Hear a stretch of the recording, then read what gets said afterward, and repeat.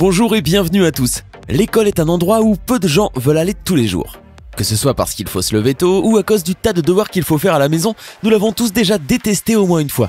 Toutefois, il existe différentes institutions à travers le monde dont la situation géographique ou la méthode d'enseignement est très particulière. Aujourd'hui, nous nous intéressons à 20 écoles dont vous ignoriez l'existence. N'hésitez pas à liker la vidéo si elle vous plaît et si vous êtes nouveau sur la chaîne, n'oubliez pas de vous abonner et d'activer la notification pour ne rater aucune de nos prochaines vidéos. On commence.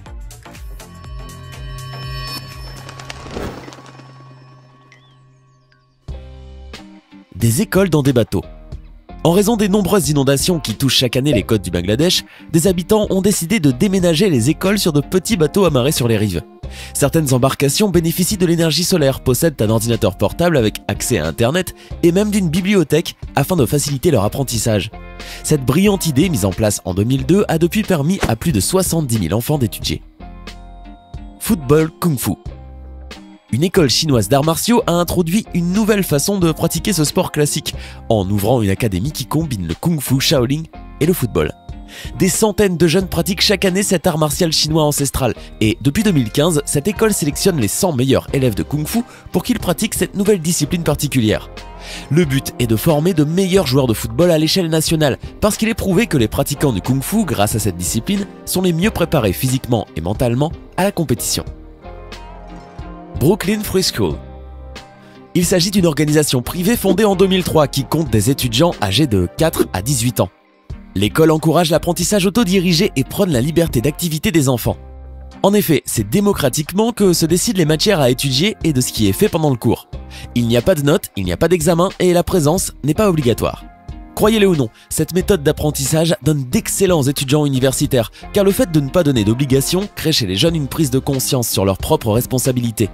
Seuls les enfants de 4 ans ont certaines contraintes, afin de leur permettre de s'adapter au respect de la ponctualité, à la notion d'apprentissage et de la prise de responsabilité. Une école dans les montagnes.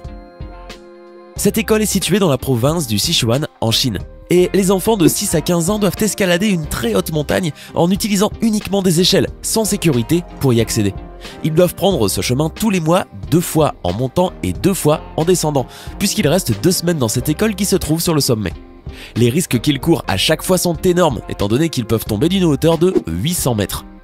Ils sont aidés dans ces trajets par Shen Guji, qui donne des instructions aux 14 élèves afin qu'ils puissent monter les échelles suspendues au cours de ce périple de plus de 2 heures.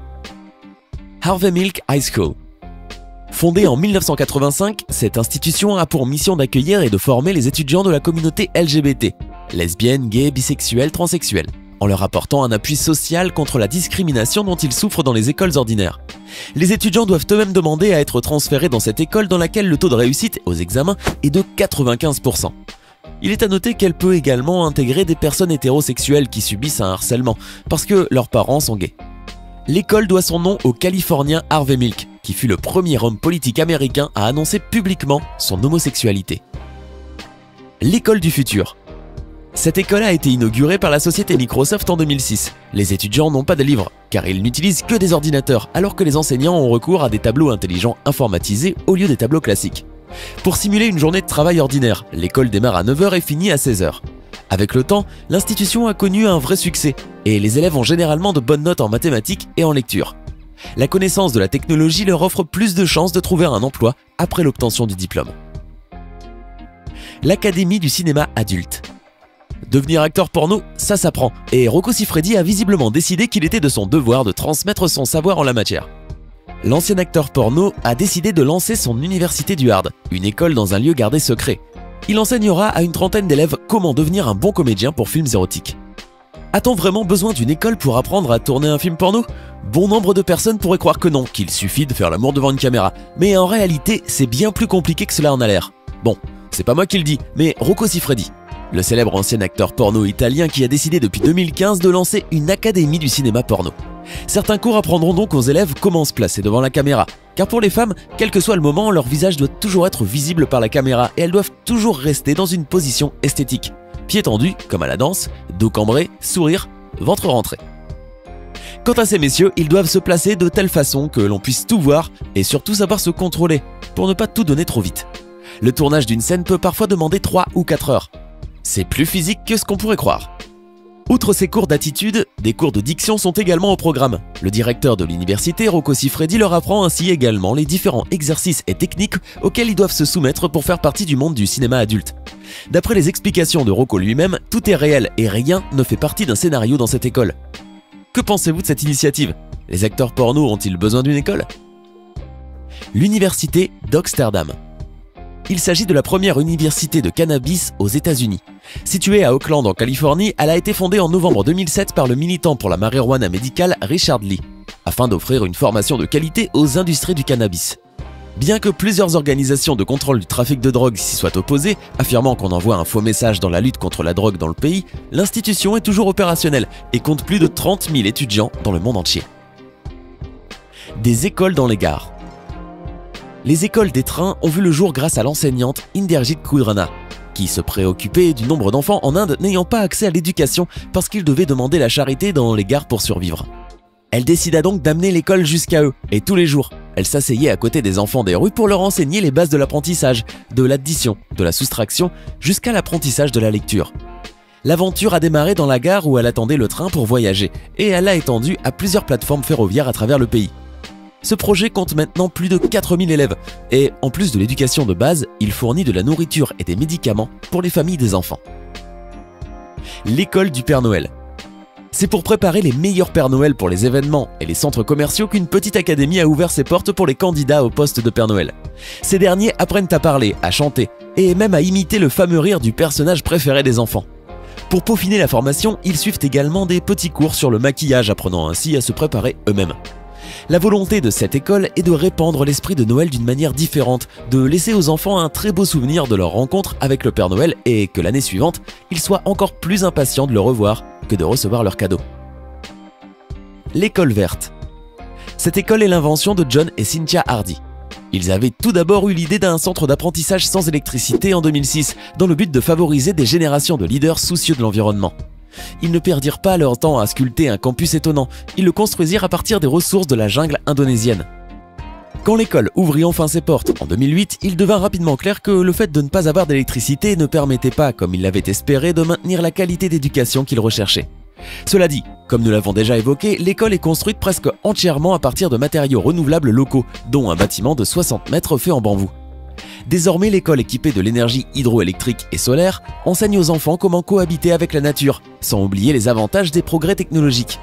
Les élèves du préscolaire jusqu'au secondaire y cultivent leur propre nourriture et y apprennent, entre autres, les sciences de l'environnement, l'entrepreneuriat et les arts créatifs. L'école flottante de Makoko. Le réchauffement climatique est un problème alarmant, qui peut être délicat pour certaines populations. Pour les habitants de la communauté de Makoko, au large des côtes du Nigeria, une hausse du niveau de la mer a déjà commencé à affecter leur maison. Que pouvaient-ils faire pour faire face à cette catastrophe imminente? Eh bien, ils ont utilisé leur imagination. L'école flottante de Makoko était un projet destiné non seulement à offrir un espace public à la population de tous âges, mais il s'agissait aussi d'un projet pilote qui pouvait résoudre les problèmes de cette communauté exceptionnelle. La structure flottante était composée de 3 niveaux et servait à beaucoup de choses. École, marché aux poissons et même plateau de tournage à un moment donné. Malheureusement, la structure s'effondra en 2016 à cause du manque d'entretien. John Ball Zoo School. Le jardin John Ball Zoo est un sanctuaire pour animaux qui se trouve à Grand Rapids dans l'état du Michigan aux États-Unis.